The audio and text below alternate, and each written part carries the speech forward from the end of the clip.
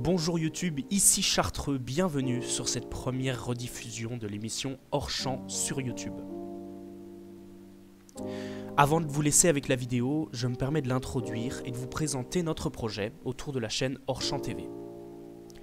Hors Champ, c'est une émission qui parle et qui décrypte les médias par des jeunes et pour tout le monde.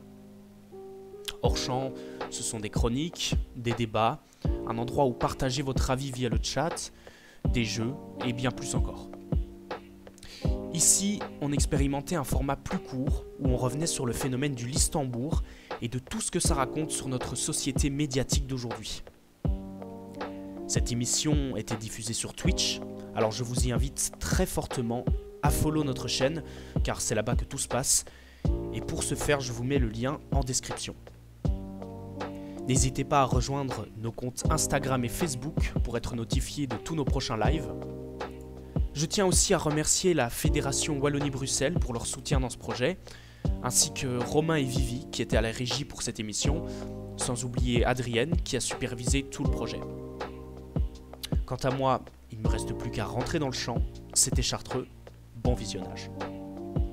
Aujourd'hui, on va parler d'un phénomène qui vous a peut-être échappé, peut-être pas, en fonction de à quel point vous êtes actif sur Twitter notamment. Il s'agit du Listembourg, mon cher. Est-ce que tu sais ce que c'est ? Oui, parfaitement. Non, mais je m'assure juste qu'on va pas trop vite parce qu'il y a de trop aussi messages en régie. Oui, tout à fait.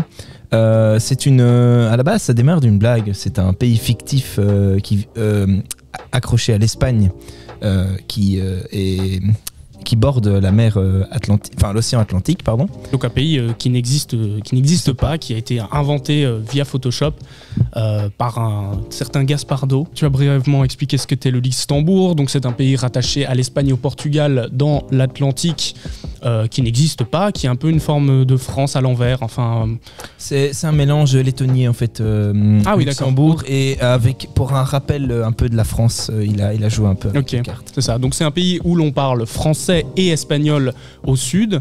C'est un pays tout à fait développé et qui n'a été découvert bizarrement qu'en 2022, très cher. Voilà, ça fait pas beaucoup de temps quand on sait que l'Amérique a été découvert bien avant ça. Enfin soit. Par quoi on commence donc on a décrypté, dit un petit peu ce que c'est. Comment ça se fait que donc tout est parti d'un tweet, comme tu l'as dit, qui a été relayé en masse sur Twitter. C'est le dernier phénomène à la mode. Il a été relayé par plein de gens, que ce soit des entreprises, que ce soit des gens random, par des reportages, etc. Et maintenant, on en parle partout. Voilà. Oui, chaîne télé, même dans les autres pays, j'ai vu Chine, États-Unis, etc. Il y a toujours eu un petit passage où c'est passé sur plein de réseaux sociaux, des journaux connus, des partis politiques. Il y a plein de choses en parle. Alors, ce tweet avec cette image, il était indiqué avec la description « Je parie que les Américains ne connaissent pas ce pays, MDR » ou PTDR, enfin on s'en fiche. C'est la même chose. Et donc en fait le but de ce tweet, c'est d'un petit peu se payer la tête des Américains et de leur culture géographique. Oui, c'est ça. Pour une blague écrite en français en plus. Ouais, c'est ça. Bon, on aura l'occasion d'en reparler.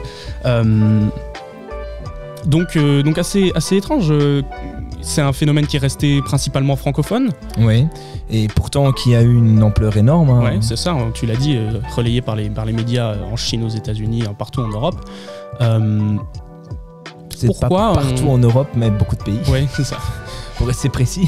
Pourquoi les États-Unis en fait qu'est-ce qu'ils nous ont fait de mal? À quel point leur culture géographique est désastreuse? Enfin, d'où ça vient? Enfin, explique-moi tout ça, quoi. Le mythe de l'américain nul en géo, c'est vraiment né avec les deux grandes guerres mondiales. Et c'est une blague qui reste relativement restreinte. C'est les fans de géographie ou ceux qui s'y connaissent un peu. Ouais, quoi. Les francophones, un peu chez les Anglais, il y a aussi cette blague qui se retrouve, mais c'est surtout chez les francophones qu'elle est très marquée. Et qui calée en géographie, quoi. Oui, parce que en fait, la France a toujours été d'une part très doués dans tout ce qui est la géographie.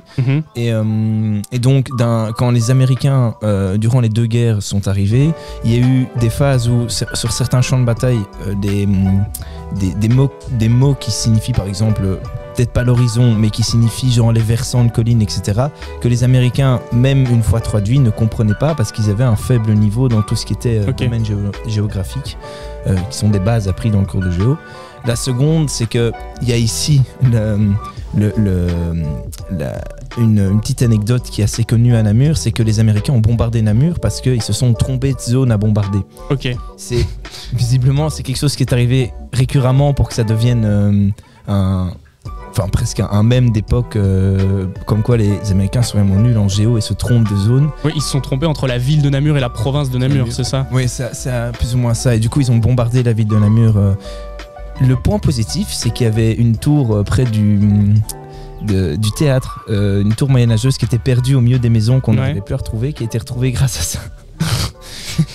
Bref, voilà. C'est donc culture géographique des Américains désastreuse, des tweetos français particulièrement actifs sur la plateforme. Ça donne. J'avais juste un dernier point à préciser.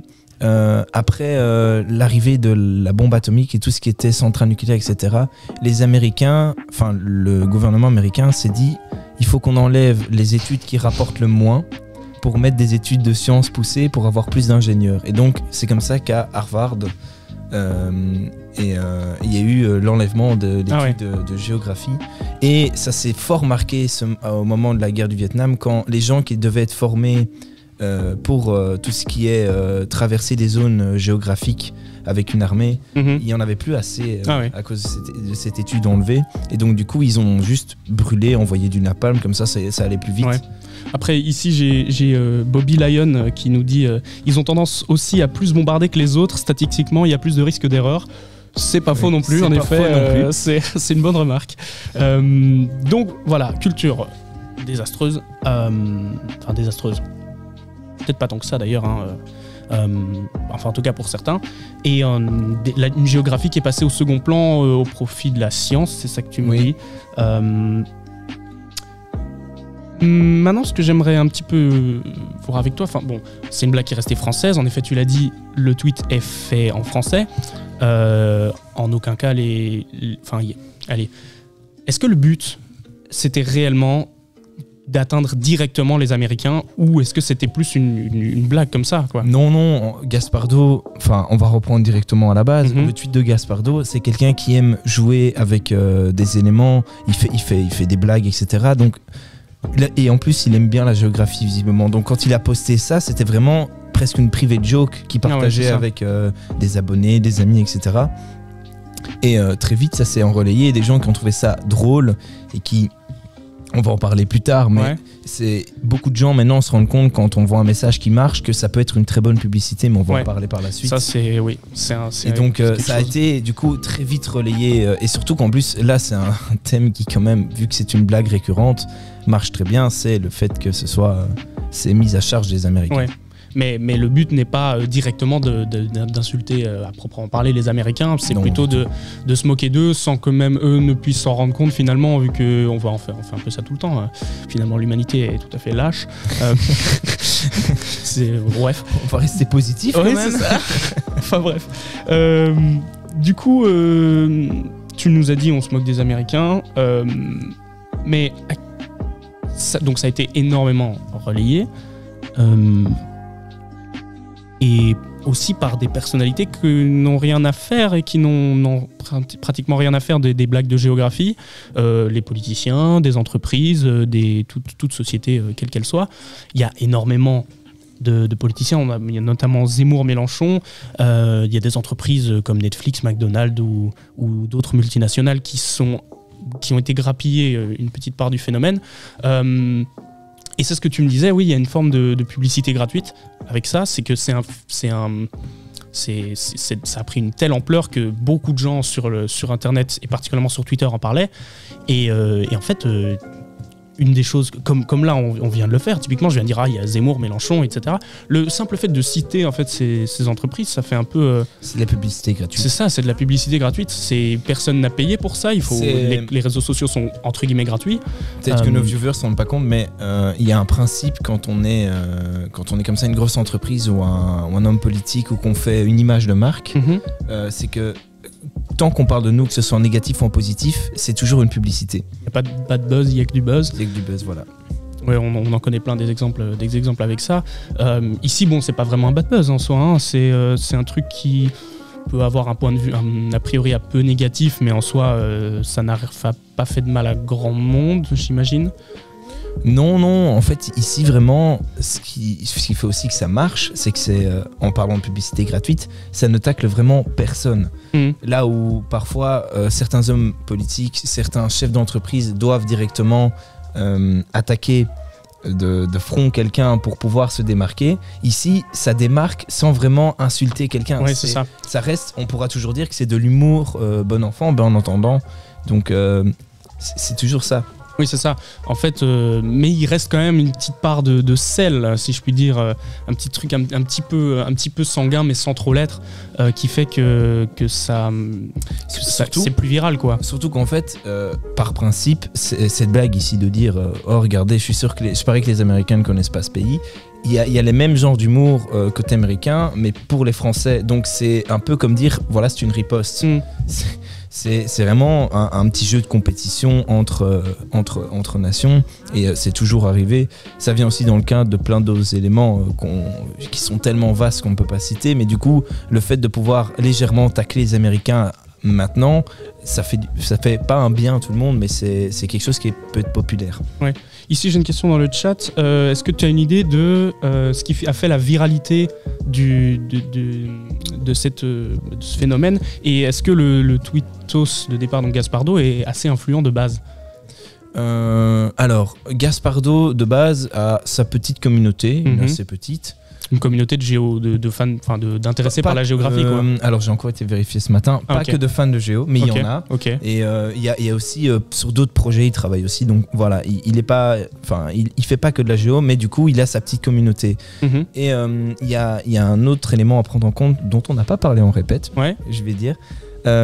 C'est le fait qu'aujourd'hui on peut gagner de l'argent avec un mème, par exemple. Ah oui, d'accord. Donc c'est toujours bénéfique dans le sens où ici c'est presque un mème, donc c'est une image avec un petit nom, une phrase sympa. Est-ce que tout le monde sait ce que c'est qu'un mème? Oui, peut-être avant de continuer. Donc un mème, c'est une image accompagnée d'un texte ou d'un élément vraiment qui cible. Oui, qui est dans un but humoristique tout le temps. C'est... J'en ai un, moi, de JDG avec David Goodenough qui fait comme ça.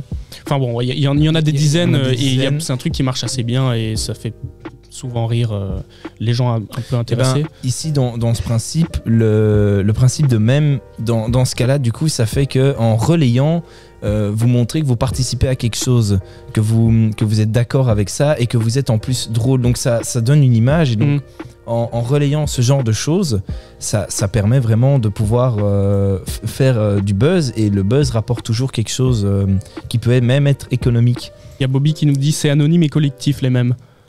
Alors oui, en soi, normalement c'est anonyme et collectif, mais le fait d'en relayer nous fait quand même nous démarquer. Ouais, ok. Parce que ici, je vais prendre un autre exemple qui s'est fait plutôt cet été. Je sais pas si nos viewers vont le reconnaître, mais il y a eu le mème du Dr Livesey, qui vient d'un dessin animé soviétique. Moi, je l'ai pas. Qui est très carré et qui marche comme ça. Eh bien, on n'a pas d'image. Ils ont mis une musique de fond par-dessous. C'est devenu un mème, mais avec cette musique de funk, c'est la funk à aller chercher sur Google, c'est une musique comme une autre, mais qui j'en ai entendu parler, qui n'est pas extrêmement enfin, elle est populaire, elle a ses fans, mais c'est pas la musique par-dessus tout. Ouais. Et ben, le simple fait d'avoir ce mème et de l'avoir fait partager, ça a fait augmenter les ventes et les écoutes de funk sur c'est ça. Sur différents réseaux. Donc, sans s'en rendre compte, en relayant un mème quand on est patron d'entreprise ou quoi que ce soit, ça permet de faire gagner. Ouais, patron d'une multinationale, hein, on l'entend bien, par exemple comme on l'a dit avec Netflix ou ou comment McDonald's, etc. Enfin, c'est un peu plus compliqué que ça, on va pouvoir y revenir. Mais donc, en tout cas, voilà, c'est ce qui a fait une viralité pareil, c'est... Et à nouveau, je tiens à le dire, il y a aussi actuellement, c'est pas vraiment une haine, mais c'est taper sur les Américains, ça marchait bien avec tel ou tel élément. Et même pas que en géo, hein, finalement. Enfin, moi, j'aime bien aussi un petit peu critiquer cette culture de l'hyper-consommation, etc. Ils ont plein de choses à se reprocher avec l'élection de mi-mandat qui ont lieu hier. Ouais. Enfin, avant-hier soir, mais qui du coup les résultats sont sortis hier. Il y a eu le problème des sous-marins avec les Français. Ce genre de choses, donc c'est tous des petits éléments qui amènent une légère haine sur les Américains. Oui, c'est ça. Enfin, c'est pas vraiment la haine, mais je sais pas comment exprimer ça. C'est un peu une espèce d'humour piquant, quoi. Voilà, c'est là-dessus, et donc ça. Même l'humanité aime bien se taper sur la gueule. Alors les réseaux sociaux sont là pour ça, particulièrement Twitter finalement. Twitter, c'est assez sanguin. Hein. J'ai pas beaucoup. J'y vais très très rarement. Ici, moi j'y vais du coup pour préparer des émissions, hein, mais. Enfin, voilà. Oui, on y trouve un peu de tout et n'importe quoi. Donc, on a parlé de ces entreprises et de cette publicité gratuite. On va un petit peu développer cet aspect-là, si t'es OK. En fait, globalement, ce qui moi, m'a un peu frappé quand on a préparé cette émission, et ce que j'ai réalisé, c'est que maintenant, quand tu es une entreprise multinationale de renom, etc., c'est devenu indispensable d'avoir des réseaux sociaux pour relayer des informations et surtout pour avoir finalement son nom qui apparaît constamment. Parce que ça, c'est la meilleure publicité qui soit. Quand on sait que Coca-Cola, le mot Coca-Cola, c'est le deuxième mot le plus utilisé au monde, on se demande la pub que ça fait, quoi. Oui, ou encore... Et c'est de la pub complètement gratuite, on a le droit de parler gratuitement encore. Oui, et même principe que, par exemple... Quand je vous demande maintenant un VPN, je suis sûr que la plupart d'entre vous seraient nous sortir NordVPN parce que le marché était inondé par des publicités. Particulièrement sur YouTube, les placements de produits. J'ai eu des stats, d'ailleurs, j'avais vu ça il y a pas longtemps, mais c'est à partir de 2018 où genre ça monte en flèche et à chaque fois c'est dans des périodes assez restreintes où la plateforme est inondée de vidéos sponsorisées NordVPN. C'est impressionnant à quel point quand on pense VPN, on pense directement NordVPN, ou quand on pense Cola, on pense directement Coca-Cola, ou plateforme de streaming, Netflix, instantanément, quoi. C'est l'inondation de marché, et donc ici, par ce principe-là, le fait de relayer quelque chose nous fait partie de tout ce principe. Donc je suis une entreprise, j'ai déjà relayé par exemple à des moments une chose drôle en lien avec ma marque, puis une autre, et puis ici en remettre encore une qui fait extrêmement d'engouement qui est très virale lors d'une période. Ça me refait mettre en plus une couche, et donc du coup je fais exposer encore plus mon nom. Oui, c'est ça. C'est en fait, c'est avoir son petit nom qui apparaît quelque part. Et quand on est une grosse entreprise, c'est du pain béni, hein, finalement. Il y a très peu de gens qui ont acheté directement NordVPN quand il y a une vidéo qui est sortie. Quand une vidéo sponsorisée est sortie, il y a peut-être que le résultat se voyait pas directement. Mais par la suite, ouais, c'est ça. Quand on a besoin d'un VPN, on va penser à ça et on va se dire maintenant il me le faut parce que c'est le seul que je connais finalement. Bon, voilà, donc c'est devenu quelque chose d'indispensable. Il y a aussi une autre chose dont j'aimerais parler et qui est complètement qu'on n'a pas répété, qu'on n'a pas prévu en répète, dont j'ai pas mentionné. J'ai discuté avec un ami du Listembourg, etc. Lui, il ne connaissait pas, bizarrement, alors qu'il est assez actif. Il est assez actif sur les réseaux sociaux, enfin, sur Internet en général. Et il m'a dit, mais en fait, allez, parce que tout le monde voit que c'est une blague, a priori. Sauf que, en fait, j'ai envie de nuancer un petit peu ce côté-là. Et c'est peut-être pas directement le Listembourg que ça touche, mais un peu toutes ces blagues du genre un peu ironique où on relaie une fausse information, parce que finalement ça reste une fausse information, mon panda. Oui, c'est pas une fake news, mais ça se... Bah, c'est pas réel. D'ailleurs, on a été vérifié, il n'y a pas de page Wikipédia là-dessus. Non, elle a été faite, mais elle a été supprimée, elle a été parce supprimée. que c'est pas réel, quoi. Par contre, si maintenant on fait une page wiki sur la blague, elle peut rester. Elle peut rester parce qu'on dit que c'est une blague. Mais du coup, lui m'a partagé une statistique que je trouvais assez intéressante, c'est le nombre de personnes qui sont dans ce qu'on appelle la fracture numérique. Est-ce que le chat a une idée de ce que c'est? Eh bien moi je vais préciser que je sais vaguement ce que c'est, mais je sais pas... Ah ouais? Peut-être qu'en me l'expliquant je sais ce que c'est, mais... Ah, pour une fois je connais quelque chose que Panda ne sait pas. Let's go. Donc la fracture numérique, c'est toutes ces personnes qui généralement sont des personnes âgées qui se disent ne pas se sentir à l'aise avec l'utilisation du numérique en général. Donc c'est toutes ces personnes, et on les estime en France à 13 millions de personnes qui se disent ne pas se sentir à l'aise ou qui ont une utilisation assez restreinte de tout ce qui se trouve sur Internet. Et toutes ces personnes, en fait, elles sont susceptibles de croire des choses pareilles.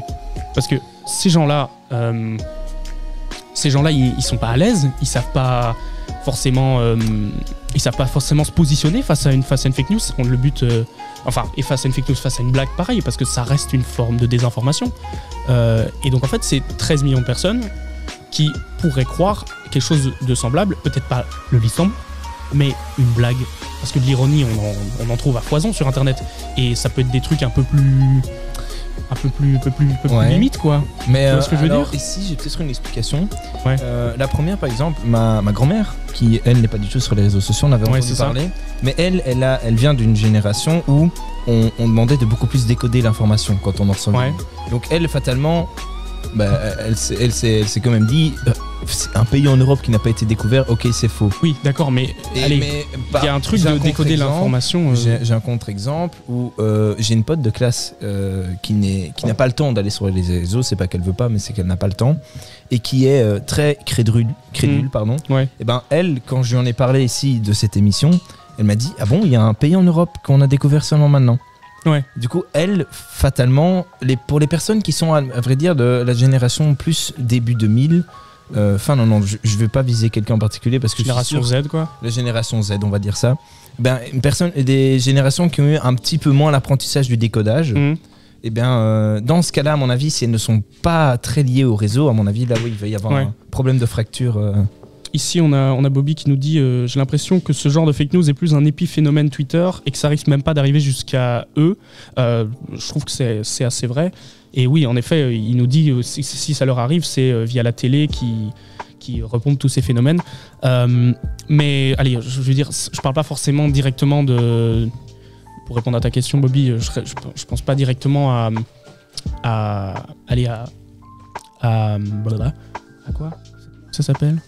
Attends 2 secondes. Je suis un peu perdu là. Oui, je suis un peu perdu parce qu'en fait, on a juste un problème au niveau d'une caméra. La caméra d'ensemble, elle est bonne. Ok, c'est bon. On est reparti. Okay. Donc, avec ce phénomène du Luxembourg, j'ai l'impression que ça va pas toucher uniquement ce truc-là, mais peut-être d'autres choses aussi. Voilà, c'est 13 millions de personnes en France qui se sentent pas à l'aise et donc qui sont susceptibles, et même si ce n'est que quelques-uns d'entre eux qui y croient réellement, mais c'est quelques personnes qui... Sur le même principe, comme on l'a dit tout à l'heure, c'est passé du coup sur une chaîne américaine, Fox News. Où c'était un présentateur, alors j'ai plus son nom exactement, c'est ça. Mais ce présentateur qui présente ça est quelqu'un qui fait vraiment de la vulgarisation d'un peu partout dans le monde et qui décode vraiment tout ce qui est sociaux. Et lui, il a dû bien préciser 3 fois que c'était une blague pour être certain que les auditeurs...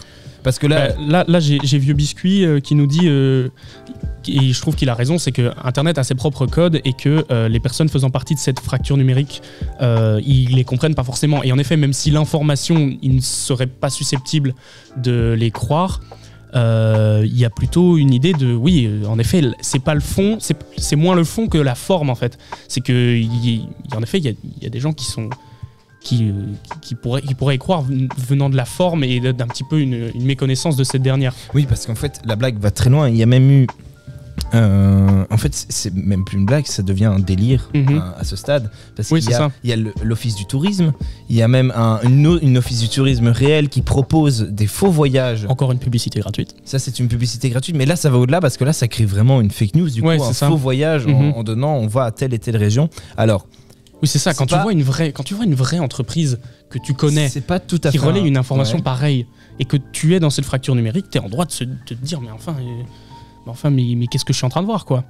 C'est sans doute pas. Enfin, juste je vais préciser ma propre phrase. C'est pas tout à fait info parce qu'en fait, pour resituer, le Listembourg empiète sur 4 régions d'Espagne du Nord et une région portugaise. Et donc ici, le site proposait d'aller voyager dans ces régions, en donnant le nom de ces régions en version listembourgeoise. Oh, c'est n'importe quoi. Donc en fait, tu peux vraiment acheter un billet ou pas. Oui, si, en fait, si. Oh mon Dieu. Ils te proposaient. Et du coup, en fait, n'importe quoi. Ces régions-là ont eu un pic de visite depuis maintenant un petit mois. Mais non. Et alors que le pire, c'est que le délire ne va durer ici que 2-3 mois. Enfin, même pas. Là, et donc, déjà, on fait cette émission, on se sent en retard, on a l'impression qu'on a loupé le phénomène. Oui, alors que ça fait une semaine. Hein, voilà. Bienvenue. Alors qu'en vérité, le truc a été tellement court que maintenant, il y a quand même eu un pic à cet endroit-là de visite. Bah là, j'ai Bobby qui nous dit que cet humour et ce second degré, c'est quelque chose qui est peut-être moins accessible pour des gens qui sont dans cette fracture numérique. Oui, aussi. Voilà. C'est ce qu'on disait aussi avant. On entend un... Ok. Tout va bien à la régie, tout va bien. L'aléa du direct. Oui, Bobby nous dit que ce serait intéressant d'avoir les profils des âges qui ont le plus participé à ce délire. J'imagine que ça doit être plutôt dans les 20-30 ans, quoi. Pas au-delà. Après, moi, personnellement, je tenais juste à faire... C'est un constat que j'ai fait ce matin en me réveillant, en regardant une vidéo... Ça baigne en régie, nous dit Perrine. Allez, continue. C'est juste pour parler de ça. Il y a en gros, je suis un youtubeur qui s'appelle Tokan qui lui fait aussi de la vulgarisation. Il fait des vidéos mais plutôt drôles où ils inventent des pays sur des cartes, etc. Et ce matin, il faisait un post où j'ai enlevé un pays du monde, retrouvez-le. Ah ouais. Et c'était inondé de messages qui disent t'as enlevé le Listembourg, t'as enlevé le Listembourg. Et en fait, le gars, lui, son métier c'est YouTube. Ouais. Et si du coup, soit il participe à la blague. Et du coup là il peut survivre, soit s'il n'y participe pas, il tombe dans l'oubli pendant 2 mois, mais on sait tous que 2 mois sur YouTube ça te fait... Et pourquoi il tomberait dans l'oubli à ce point ?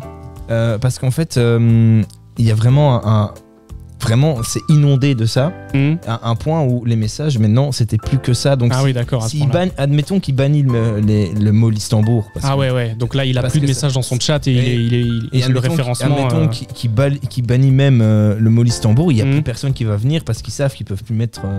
Oui, ou même ils vont le mettre et ça va être banni et du coup en fait il va y avoir 0 commentaire, donc pour le référencement c'est vraiment... C'est très mauvais, quoi. Mais c'est donc pour dire que si on ne participe pas à ce délire, quelque part aussi, les entreprises savent que c'est même presque obligatoire d'un petit peu y participer dans certains cas, parce que sinon, entreprise / auto-entrepreneur, youtubeur... L'or géographique semble assez intense, nous dit Bobby. En effet, moi j'étais pas trop au courant. Moi j'ai toujours pris l'habitude de me foutre de la gueule des Américains, mais pas forcément pour leur culture géographique particulièrement. Il y a plein d'autres trucs. Mais il y a peut-être ce côté-là aussi, maintenant que j'y pense, c'est de se dire ok, donc on se moque de la culture géographique des Américains, mais on se moque surtout des Américains avant tout, quoi. Et pour plein d'autres choses, si ça devait me concerner spécialement, je parlerais de l'éducation en général, où je sais qu'il y a beaucoup d'Américains qui sont assez peu éveillés. Les Américains ont, alors qu'ici en Belgique et en France, c'est pratiquement obligatoire d'avoir au minimum par semaine 1 heure de géo, 1 heure d'histoire. Ouais.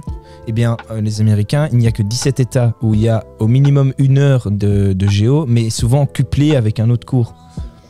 Donc, et l'histoire, pareil. Donc, c'est pour dire qu'il y a vraiment des... Il y a un trou, quoi, à ce niveau-là. Les autres États, ils mettent leurs heures, ils obligent leurs heures comme ils veulent. Donc, ils peuvent mettre 6 heures de maths et... Ok, donc c'est au niveau de l'État que ça se gère. Oui, 1 heure et encore... Et dans 17 États sur 51 54. 53. Peut-être que le chat... Le chat aura peut-être la réponse. Enfin bref, donc c'est moins de la moitié, quoi. Oui. Moins de la moitié des États. Et on se doute bien que ceux où il n'y en a pas, c'est forcément peut-être des États qui ne sont pas éveillés à d'autres choses non plus, quoi. Oui, il y a sans doute un manque d'autres cours. Je pense les sciences d'éveil qui dans les États du centre sont inexistants. Ouais. Donc les sciences à la sociologie, etc. Aussi d'autres cours sur... sur comment, par exemple, dans les États du centre, je sais que les cours qu'il y a, par exemple, sur tout ce qui est marché, c'est juste fais ton pognon, c'est tout. Ouais. Alors que les États plutôt frontaliers qui doivent commercer avec l'extérieur, eux, ils ont plus des cours sur apprendre à commercer avec des étrangers, apprendre à commercer entre eux pour faire une bonne économie, etc. Ouais, c'est ça. Ok. Ben là, j'ai Bobby qui nous fait une bonne question. Dis donc, Bobby, tu es très actif aujourd'hui, ça fait plaisir. Sans toi, on s'ennuierait. Est-ce que vous voyez des liens avec la Pixel War dans le côté création collective et un peu patriotique? Alors, avant de répondre à la question, précisons ce que c'est que la Pixel War. Donc ça s'est passé sur Reddit, un autre réseau social, mais ça a été relié énormément sur Twitch notamment et sur Twitter. C'est donc un événement communautaire qui s'est passé le 1er avril dernier, où il y avait 4 millions de pixels sur une toile blanche et chaque utilisateur pouvait poser un pixel toutes les 5 minutes et pour créer ainsi un dessin avec tous les internautes. Ce qui s'est passé, on le rappelle, c'est qu'il y a eu une grosse guerre entre surtout la communauté espagnole, hispanique de tous les pays d'Amérique du Sud plus et la France et les communautés francophones. Ouais. Et donc de base ça s'appelle pas Pixel War, l'événement ça s'appelle le Airplace, mais on l'a renommé Pixel War avec cet événement parce qu'en gros c'était devenu la guerre. Les Espagnols essayaient de d'effacer le drapeau français avec Thomas Pesquet, le croissant, BTS et tout le bordel. Donc oui, est-ce que tu vois un... Donc en gros c'est un événement où ça a été fort répondre directement quoi. En fait oui, pour moi il y a clairement un lien. Parce que il est plus tacite finalement parce que autant dans la Pixel War en fait, c'était très assumé par principe sur les réseaux sociaux quand on fait partie d'une communauté linguistique on va dire, quand on est dans ce genre de choses les Américains comme les Hispaniques comme n'importe, dès qu'ils peuvent taper sur une autre communauté, le font. Ouais. Ça, il faut déjà le savoir. Et ici, le Pixel War avait été tellement énorme et ça avait tellement une grosse influence que les Français, ils veulent vraiment remettre ça. Ils veulent remettre un couvert et faire... Surtout qu'ils ont été très fiers d'avoir, entre guillemets, gagné la bataille. Oui. Comparé à une communauté hispanique qui est beaucoup plus grande. Les deux ont été accusés de triche avec des bots, enfin des robots qui... Il y avait aussi... dans la communauté hispanique, il y avait PewDiePie, qui est le plus gros youtubeur du monde. Encore aujourd'hui ou il me semble que c'est toujours lui. Ah bon, 120 millions d'abonnés, si pas plus. C'est simplement énorme, si je puis dire. Donc voilà, donc c'est vraiment ce principe de pouvoir remettre un couvert et mais ici c'est plus visé sur les Américains qu'autre chose, même si les Américains aussi participaient à la Pixel War. Donc c'est vraiment le principe de pouvoir retaper sur une autre culture. Ouais, c'est ça. Donc oui, en effet, il y a un petit lien. Il y a un petit lien avec ça. Merci Bobby pour ta question. Alors, qu'est-ce qu'on a d'autre à aborder? T'as quelque chose à nous dire? Moi, je pense que j'ai fait le tour avec ce que j'avais à dire. Toujours quelque chose à dire. Mais tu as toujours quelque chose à dire, c'est ça qui est merveilleux. Se fédérer ensemble en opposition à une culture, en somme, c'est à peu près ça. Mais en fait, c'est pas nouveau, voilà, le nationalisme, ça n'a pas été inventé hier, ni avec Twitter d'ailleurs. On peut rebondir là-dessus pour dire quelque chose. Les partis politiques ici, même si...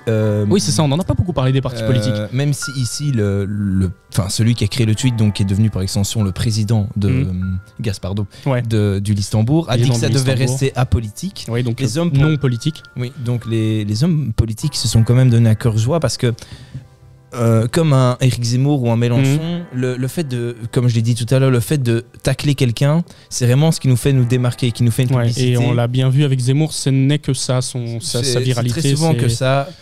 Enfin, il y en a d'autres, on va pas parler. Oui, c'est ça. On va pas trop tacler non plus sur une personne en particulier. On n'est pas là pour ça. Ceci aussi est une émission apolitique, non? Ça peut, oui, je sais pas, on définira ça plus tard. On va regarder la patronne. On va regarder la patronne. La patronne se mord les doigts, elle ne sait pas quoi faire, elle se cache les yeux. Mais du coup, on en discutera une prochaine fois. Est-ce que cette émission est apolitique? Mais du coup, ici les hommes politiques aiment bien, enfin hommes et femmes, tout confondu, aiment bien vraiment tacler quelqu'un. Et donc dans ce principe-ci, ce tweet, la grosse goutte. Oui. Il tacle quelqu'un, mais sans être vraiment de l'agressivité. C'est vraiment une blague bon enfant. Donc c'est une aubaine parce qu'en plus de donner une image de je tacle quelqu'un et je participe à quelque chose, je me montre que je soutiens quelque chose, ça ne me rend pas d'image négative contrairement à si j'attaquais quelqu'un directement. Donc c'est vraiment, par ce tweet est vraiment, enfin c'est, je dirais presque un effet entre guillemets pervers parce que c'est, il a pas de négatif, il a que du positif. Oui, parce que cette blague est depuis le début un petit peu bon enfant entre guillemets, avec une idée que c'est pas vraiment pour lancer la guerre aux Américains. On l'espère bien, ils ont plus de missiles que nous, voilà. Ça fait un peu penser au starfarisme. Tu sais ce que c'est que le starfarisme? Pastafarisme. Oui, je pense il manque un A. Oui, c'est une. Je sais pas du tout ce que c'est. Une religion qui démarrait, oui, aussi d'une blague, mais qui est devenue. Mais ouais. Elle continue dans le temps un petit peu. Je sais pas du tout ce que c'est le pastafarisme. Alors, du coup, on va aussi. Encore une chose qu'Olivier sait et que je ne sais pas. Ça devient terrifiant. Le pastafarisme, c'était à la base une religion fictive. Enfin, entre guillemets fictive. Créé sur Internet ou pas du tout? Pas sur Internet. Okay. Il me semble que c'était pas sur Internet. C'était plutôt un groupe d'amis qui est né et là je suis pas sûr, aux États-Unis je pense, ouais. Par des gens qui se sont dit maintenant moi je crois au dieu Pat, qui est en gros un dieu homme bolognaise avec des boulettes. Ça a l'air intense et profond. Et à la base c'était apolitique, c'était pour dire voilà la connerie dans quoi va le monde avec toutes nos croyances, ce qu'on fait. C'était une religion vraiment construite autour de ça pour démontrer la connerie. Et les gens se sont dit, j'adore le concept, je vais devenir pastafarien, il me semble que c'est ça.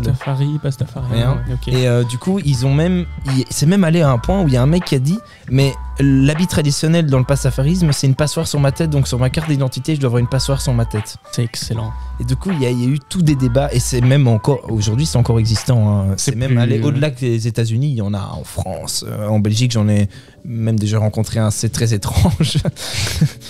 On trouve de tout sur Internet. Oui. C'est pour ça qu'on vous aide aussi à un petit peu décrypter tout ça. N'allez pas voir le site de Pastafari. Enfin, où vous pouvez, mais avec un œil critique. Voilà. Mais à la base, c'était vraiment une critique de la société comme religion. Et ici, oui, c'est ce qu'on essaie aussi de montrer via ce tweet, c'est que c'est une critique aussi, et certains enjeux, etc. Donc Bobby nous dit, je pense que il cite de Wikipédia. Ah oui, il cite de Wikipédia. Créé en 2005 par Bobby Henderson, alors étudiant de l'université d'État de l'Oregon. Depuis, le pastafarisme a été reconnu administrativement comme religion par certains pays. C'est marrant parce qu'il a été créé par un certain Bobby, monsieur Bobby dans le chat. Est-ce que tu serais pas derrière tout ça? mais voilà, du coup oui, c'était bien aux États-Unis. Ok, bah voilà, donc merci pour cette info, Bobby. La prochaine fois, tu seras invité sur plateau directement. Voilà. Enfin bon, le complot. Voilà, c'est ça. Voilà, mais donc ici, oui, ça a pris une assez grosse ampleur. Mais comme tous les phénomènes sur Twitter, finalement, ça va s'estomper à un moment ou à un autre. Oui. Jusqu'à ce qu'un nouveau vienne prendre la place, finalement. Mais du coup, oui, c'était pour dire aussi que ça permet de se montrer, de rapporter. C'est sans doute aussi une part pourquoi ça a pris beaucoup d'ampleur. C'est tout ce domaine. Voilà. Alors, est-ce que j'avais d'autres choses à dire? Tu as dit que tu avais toujours des choses à dire. J'attends impatiemment. Attends, mais moi je regarde un petit peu aussi mes notes, mais je pense qu'on a un peu parlé de tout. Oui, j'ai un truc aussi. Bon, maintenant, je pense qu'on en a déjà un peu parlé, mais comment on définirait cette blague? Est-ce que c'est plutôt, ouais, du coup, comment on définirait ce phénomène? Plutôt est-ce une blague? Plutôt est-ce une fake news, de la désinformation involontaire, volontaire? Parce que, allez, on en a parlé, il y a une forme de désinformation. Oui. Et Bobby nous l'a très bien dit, il y a une forme de second degré qui n'est pas compris par tout le monde. Donc, à quel point c'est gênant, quoi. Mais Gaspardo, oui, dans le fond, il l'a même cité lors d'une interview de Combini, je pense, oui, c'était Combini.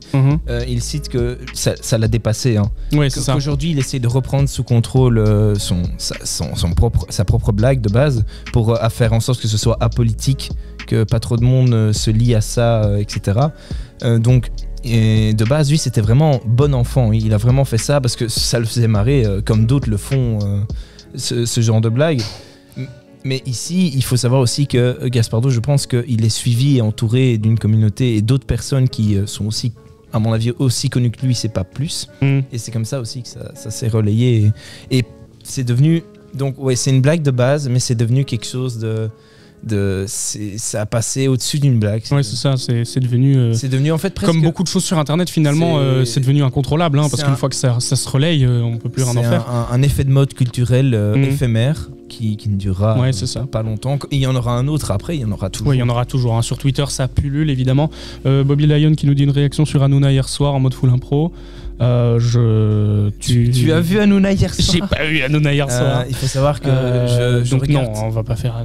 Peut-être je pense que c'est une blague. On va poser une question à la régie. Avez-vous vu Hanouna hier soir? Non, personne n'a vu Hanouna. Hanouna on s'en fiche un peu. Hein. Mais moi, en fait, on est meilleur qu'Hanouna. Je le effectivement. Il a vu Hanouna sur TikTok. Je sais qu'il a dû y avoir un truc hier soir parce que elles peuvent pas regarder. C'est pas une blague, mais checker pour un prochain hors-champ. Ah oui, d'accord, donc il s'est vraiment passé quelque chose. Qu'est-ce qu'on fait? Mais en fait, Hanouna, je le regarde, t'as vu mais je le regarde fort en différé. Non, mais parce que là Bobby Lion avait l'air de dire qu'il y a quelque chose d'intéressant à dire avec Hanouna, mais bon, on va en parler. Il nous dit checker pour un prochain hors-champ. En effet, je pense qu'on va faire ça. Ce sera peut-être un truc dont on va parler, mais là, on dévie complètement du sujet. Ça ne va plus du tout. Tu veux même tout savoir, je regarde Hanouna en différé pour voir un peu les conneries qui s'y disent et un peu les choses parfois vraies. Oui, il faut l'avouer. Hein. Ouais. Mais je le regarde du coup en différé pour me tenir au courant d'un peu parce qu'Hanouna a de l'influence, donc des influences populaires. On va dire ça comme ça. Mais je ne regarde pas comme ça parce que voilà. Ok. Bon bah voilà. Toujours est-il quelque chose à dire encore dans le chat? Est-ce que vous avez des questions par rapport au Listembourg, quelque chose? Moi je peux aussi j'aimerais aussi qu'on parle un peu vu que c'est ici une plus petite vidéo. Donc on va faire sans doute il y aura comme la dernière fois des plus grosses vidéos avec un sujet, des jeux, des plus grosses émissions, tu veux dire? Des plus grosses émissions, pardon, je parle de vidéos mais émissions. Ouais. Donc, c'est peut-être intéressant d'en parler un petit peu de notre... Oui. Donc il y en aura des plus grosses qui viendront au fur et à mesure du temps. C'est une fois par mois qu'on avait dit, quelque chose comme ça. C'est l'idée, oui. Après, on va même profiter pour faire un teasing. La prochaine est sur du fast fashion, c'est ça? Ouais, la fast fashion. Oui, ce sera dans pas trop longtemps non plus. Après, j'ai pas trop envie de me mouiller sur la date précise, la deadline. Et on est beaucoup aussi à travailler là-dessus et il faut toujours s'organiser. Et donc pour dire aussi qu'il y a des plus petites émissions qui seront faites à intervalles réguliers entre les grosses, comme celle-ci. Comme celle-ci, on est finalement avec une meilleure, moins de soucis. Mais là, finalement, tout se passe bien. Oui, en vrai, oui. On a tous appris plein de choses. Romain est très fier de lui, oui, on est très fiers de lui tous. Aussi. Et moi j'ai appris à mettre une caméra sur un pied, donc je vais pouvoir être utile la prochaine fois. Non, allez, sans blague. Les petites émissions, je pense que ça va se faire plus souvent, ça va être sur des sujets qui sont plus brûlants, si je puis dire. On avait hésité à l'appeler Hot Champ, mais bon, avec les... mais c'est peut-être pas le mot le plus approprié. Voilà. Donc si vous avez une idée de nom d'émission aussi, on fait appel à vous, on est preneur. On gardera quand même le hors-champ parce qu'on peut pas l'effacer. Donc oui, c'est ça, on va pas, mais hors-champ c'est l'idée globale, enfin c'est le nom de l'émission tout court, hein, c'est le nom de la chaîne. N'hésitez pas à la partager en masse, vraiment, ça nous ferait hyper plaisir. Parce que là, on a lancé une petite émission comme ça, et on est 11 actuellement, et ça nous fait super plaisir. Là, on est déjà très chouette pour une petite émission. Franchement, on n'a pas beaucoup teasé, on n'est que 5 à avoir pu en parler à notre entourage, donc ça fait déjà beaucoup de monde, honnêtement, ça fait chaud au cœur de vous voir en nombre, hein, finalement. Mais... Oui, mais c'est chouette aussi. Moi, j'ai des potes de classe qui sont à fond derrière. Donc. Ouais, c'est ça. Bah, j'ai un peu relayé la régie. Romain est dans ma classe d'ailleurs à la régie. Et là, il s'affole. Non, mais c'est vraiment chouette de vous voir aussi nombreux. On espère que vous portez bien. On conclut, on fait quoi? On peut conclure. Hein. On a Vieux Biscuit qui dit GG la régie. Voilà, je relaye. En effet, ils ont fait un super boulot. On a fait ça dans le rush, mais on l'a fait. Vous ne le savez pas, mais Panda est en habiscout en dessous parce qu'il doit foncer. Le hors-champ. Le hors-champ, c'est des habiscouts. Moi, j'ai des chaussettes pitoyables et des chaussures, on va même pas en parler. Donc voilà, c'était le rush de tous les côtés. Merci de nous avoir suivis. Merci à Bobby et à tous les autres qui ont participé dans le chat. Perrine, Vieux Biscuit et Bobby, j'ai déjà dit. Et c'est... Allemand. Il y a une autre personne, mais je ne Oui, sais c'est jamais. Je retiens plus espoir. Voilà. Manifeste-toi. Oui, c'est ça. Mais voilà, merci d'avoir été tous présents. Cette conclusion est tellement dégoûtante. Oui, voilà. On n'avait pas prévu la fin. Non, en fait, on n'avait rien prévu du tout sur comment. Juste le texte, on savait ce qu'on devait dire. Mais... À peu près, oui, voilà. Oula, moi aussi j'ai un petit effet. Non, c'est. Oula, grésillement. Est-ce que grésillement dans le chat? Non, ça va? Enfin bon.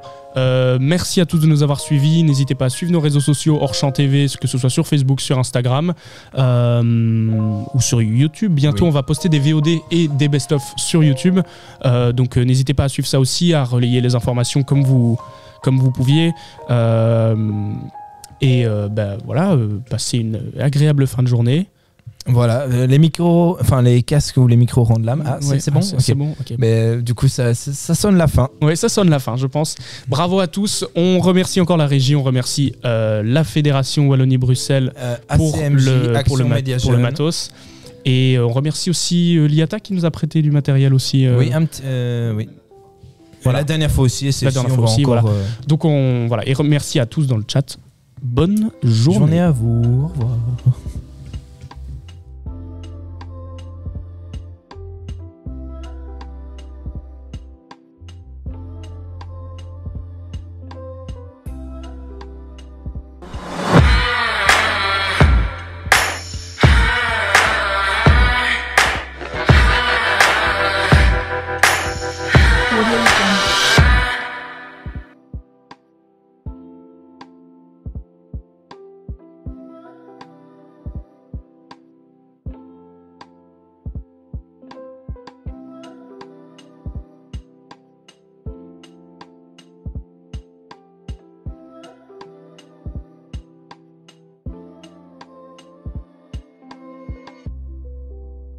Je vous mets également les liens en description. Ici,